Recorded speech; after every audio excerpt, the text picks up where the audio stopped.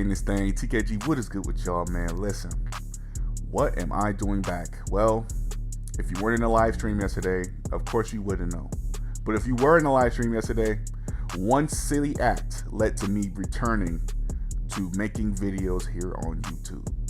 If you know, you know. If you don't know, brush up on your knowledge and join the live streams. We get lit in there. But beyond any case, man, let's. Do you see the title? Y'all probably looking at me like this nigga's an old head. I'm not an old head. Trust and believe, I'm not. Because little do you know, I actually hate how old heads act whenever you talk about new rap. But I understand why they have the respect they do for the older artists, and that is what we're talking about here today. I have 5, not 1, not 2. Well, LeBron went up to 8, but 5 reasons why older rappers have my respect and should have your respect more than the newer rappers here today. This is no slight at the newer rappers, by the way. It's gonna make it seem like I'm shitting on them, which I mean it really isn't. They're out here doing big shit too. They're out here getting, doing big things and changing the world one song at a time. But it's like, it is what it is, man. Y'all gonna hear my reasons and be like, yeah. And for those of you that don't agree, again, everybody get vocal in that comment section. I'll be reading all the comments. Follow the social medias, the Instagram, the Twitter. And of course, if you're new here, we do videos like this all the time. Probably not going to be as often, but, and I'm not saying I'm going to make one video a week. But, subscribe, hit that post notification bell to see this 6.5 out of 10 face and hear this Darth Vader voice. Bless your screen as soon as I upload, man. With all that out the way, with knowledge being said, let's get right on into the first reason.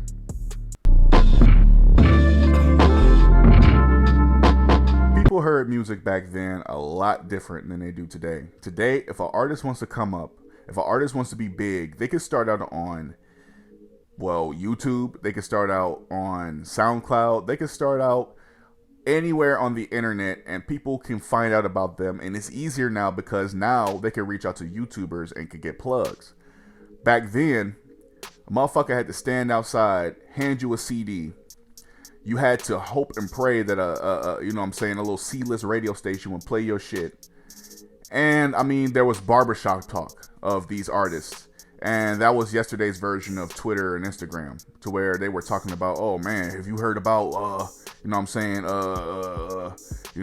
J. Cole on the come up? Oh man, you hear this nigga? And honestly, it was much different back then. It was harder. If you got on the radio back then, if you were mainstream back then, it wasn't viewed as a bad thing. It was more viewed as a good thing than it was a bad thing, because being mainstream now means that you sold your soul in some way, shape, or form. Back then, making mainstream was a proud moment for artists because they had to grind to get to where they had to be. People had to find out about them and take a chance on that artist.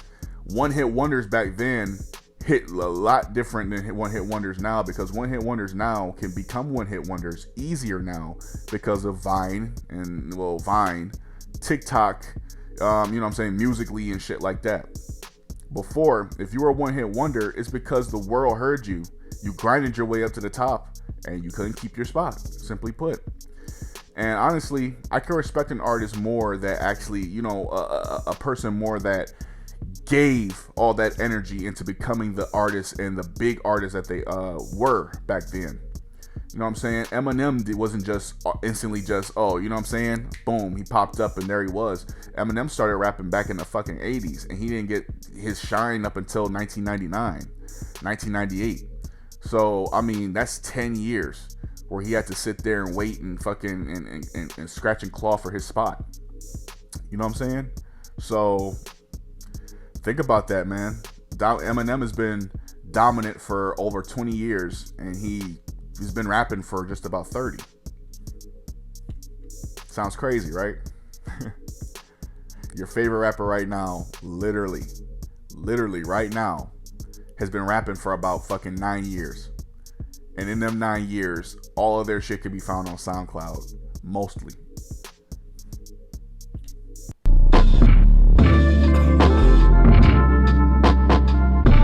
The Lil Pumps, the 6ix9ines, the Soulja Boys that you see today would not have made it back then.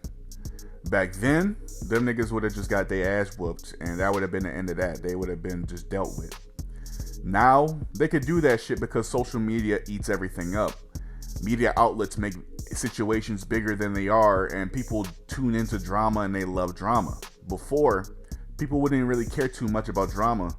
It was the rapping that they were caring about. They cared about the rapping from said rapper.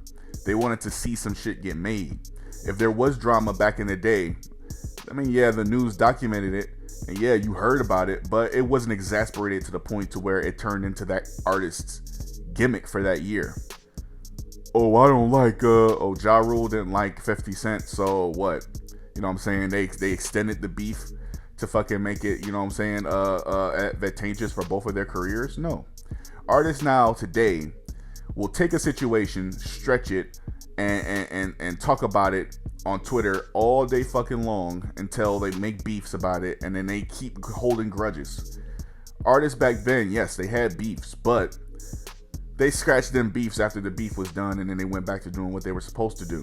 Artists nowadays are too soft. Rappers today hold on to beefs, and as soon as you mention that rapper's name, as soon as you mention that artist's name, oh, here we go, the beef is right back on.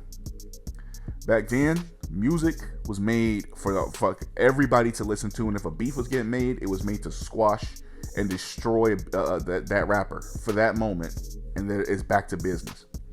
Now you got too many motherfuckers out here that are doing stupid shit. Motherfuckers could pull up on rappers, and now, you know what I'm saying, they can, I just pulled it, you know what I'm saying? 6ix9ine can pull up on Meek Mill, and now when you listen to his song, it gets more traction. As smart as that is, it's not honorable to the game of rap, to those that grind it, to those that actually gave work to the game. A guy like 6ix9ine would not have been cut back then. He would have been cut, but he not the cut that y'all think I'm talking about.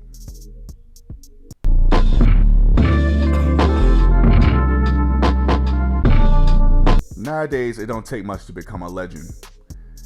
A guy like XXXTentacion was big for 2 years. He died with 2 good albums, and everyone slapped the legend title on him. People slapped the title onto Juice WRLD. He was popular for 1 year, and that was that. Motherfuckers will give you a legend title simply put for being popular at the time, then dying and being a legend. Meanwhile, a guy like Nipsey Hussle wasn't even popular around the time that he died, and everybody just seemed to all of a sudden, I've been listening to him since 2007. And it's like, no, you haven't, bro. You've been listening to him ever since fucking yesterday when the news broke that he got killed. Everybody is realistically a hypocrite when it comes to this legend title. It's a subjective fucking definition at this point, because no one truly knows what the fuck consists of a legend today. But back then, if you were making music and you earned that legend title, it meant more because your peers were calling you a legend, because the world noticed you as a legend as you were alive. And it was better, because to get that title, for people to acknowledge you as such a great, and though for those rappers to still be alive today doing what they do, a guy like Lil Wayne earned that legend title while he was rapping, and it was in the height of his career, and kept on making good music. Kanye West is the same way. Jay-Z is the same way. A guy who, like Jay-Z, who was outside of his prime, still making really good music, is not only a legend, he's a GOAT. A guy like X and a guy like Juice and Lil Peep aren't legends because they were big at the time and y'all thought, they had the potential to be legends, so pretty much they are legends. No, it's not how that works, because it's disrespectful to those who actually are legends, that put in the work and grind it for their spot and didn't have to get some pity title. Because that's what it is. If you're calling X and any of them legends, it's a pity title. Nowadays, a guy like Playboi Carti can drop a whole lot of red and be called a legend because you think that album went from a 1 to a fucking 10 in a couple months. That's not a legend. You just like his music a lot. Stop confusing this definition for what it actually is. I don't know how many times I gotta say this, but I mean, it's not ringing true to some people. So you gotta wait for your favorite rapper to tell you what a legend actually is, because it's not whatever the fuck you think it is.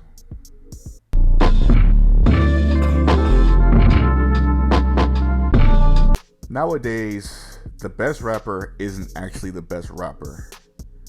Last year, apparently, Megan Thee Stallion was the best rapper, which she really wasn't. She didn't sell the most. Her fan base didn't even care about her as much. She didn't have, you know what I'm saying? She had literally one number one, and she got it with a feature artist. She got it with Beyonce. She didn't even have the longest fucking stream number one or the longest lasting number one on the charts. She didn't have the most hits on the Billboard last year. She wasn't making the most noise. She had the best narrative going for her. She was the female overcoming adversity, which the adversity was getting shot in the foot by Tory Lanez, allegedly. That was a narrative she had going for her, and everyone gave her this narrative, and everyone's talking about some, yes, sis, oh my god, you are the best rapper. No, she's the best rapper to you because you like her. She was not the best rapper all around. She had the best storyline going for her, and it's like the NBA when they gave Russell Westbrook the MVP. He, you know what I'm saying? Kevin Durant just left him, and he had something to prove. He won the MVP because he proved that he, you know what I'm saying? Back then, Kanye West in 2006 and 7 was the best fucking rapper because what? He actually was making the best music back then. It wasn't because he had the best storyline going for him. He actually was making really good music. Lil Wayne actually was the best rapper in 2008. Drake really was the best rapper in the years that he actually was the best rapper. Kendrick Lamar was actually the best rapper in the years that he was the best rapper. Nowadays, the best rapper goes to the person that is actually trending the most and that's making the most noise in the rap game. It's not the best rapper, that's the most popular rapper. And the most popular rapper isn't the best rapper. That's the rapper that has everyone's attention. But do they make the best music? No. Eminem's ever the best rapper in the game. He's gonna get that title. He's gonna become, and realistically, if people are gonna say Eminem's been the best rapper for his entire career of rapping, then that's a stan talking. But a realistic fan talking knows that Eminem hasn't always been the best rapper. Of course, he's always utilized probably the best talent of rapper, but has he always been the most popular rapper? Yes, being the most popular rapper coincides with being the best rapper.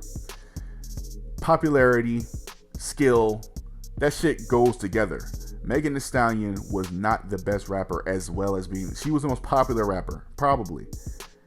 But the best rapper, technically, if we're talking about success, popularity, and skill-wise, is going right back to Drake. It's going to DaBaby or something like that. It's not going to Megan Thee Stallion. She probably could be the best female rapper. But, I mean, honestly, that sounds like I'm putting her in a box. But sadly, that's where she goes. Because it's supposed it's the best rapper. She's not even in the top 10 last year. She isn't. And I'm not trying to be sexist when I say that. Really, listen to all the music that you heard back then. We're talking about the best, you know what I'm saying? People were going on a tangent saying that she was making the best music last year. And really, did we just forget that The Weeknd exists? Are we going to forget that he was around back then? Are we going to forget about everything that Drake was doing back last year? Well, Future shat the bed last year. Lil Uzi Vert, NBA Youngboy, Polo G, them guys. Are we really going to forget them dudes? Shit, even fucking Eminem was making noise last year. And I say even Eminem because he's really not supposed to be in that upper echelon at his age. Back then, when you were called the best rapper, the world recognized it as such. Not your fan base saying it the most on Twitter and then everyone's just like, oh, well, I guess. Not how the fuck it goes.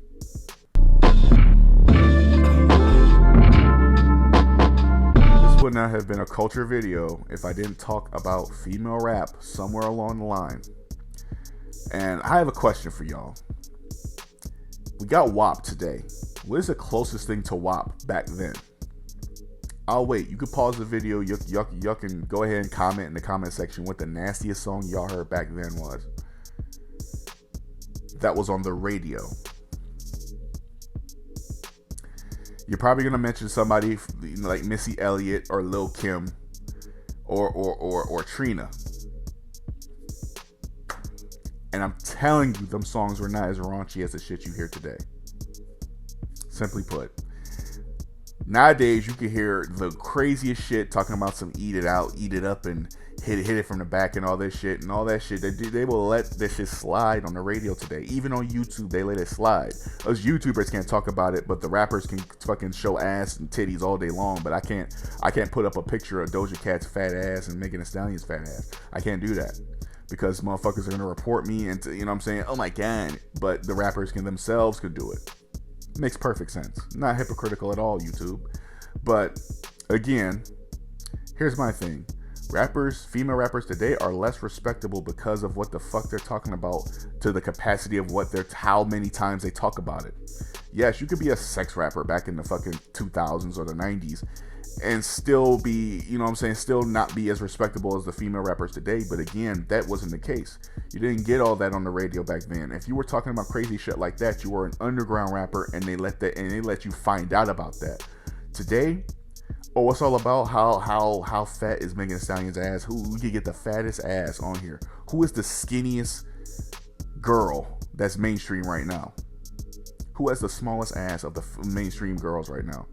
Who? Which one of them don't have an ass at the moment? Nicki, fat ass. Megan, fat ass. Doja, fat ass. JT, fat ass. Young Miami, fat ass. Sweetie, fat ass. Who you got? Now go to pop. And who's the fucking biggest pop artist there?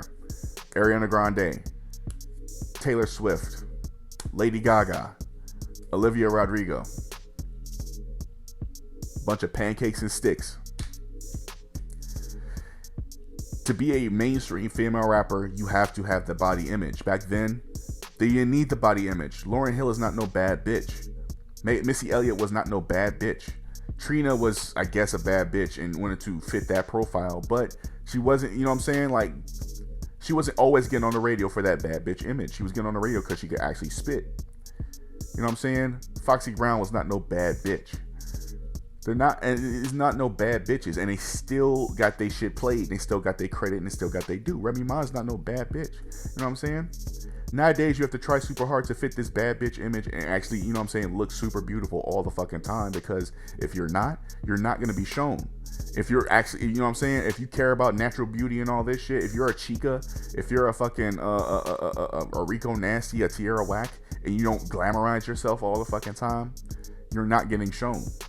You're not getting seen, especially the Lizzos and the fucking Lizzo's not a rapper, but the Lizzos, the plus size women that so happen to rap, the cupcakes and shit like that.